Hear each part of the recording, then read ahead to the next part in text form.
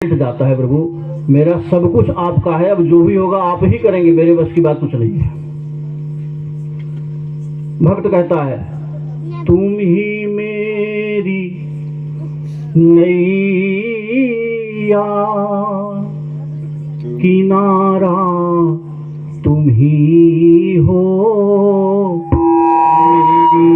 जिंदगी का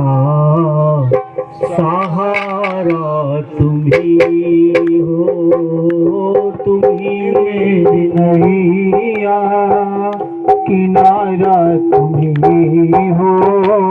मेरी जिंदगी का सहारा तुम ही हो, तुम ही मेरी नैया, किनारा तुम ही हो, मेरी जिंदगी का सहारा तुम ही हो। चरणों में बैठा है, हाथ जोड़ के भगवान से कह रहा है,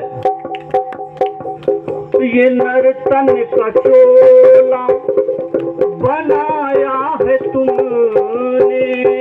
ये नर्तन का चोला बनाया है तुमने,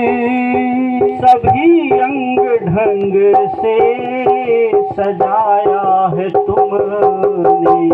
सभी अंग ढंग से सजाया है तुमने, तुम ही मेरी नजरें, तुम ही मेरी नजरें, नजारा तुम ही हो, मेरी जिंदगी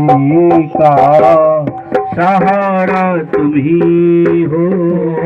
तुम ही मेरी नजरें,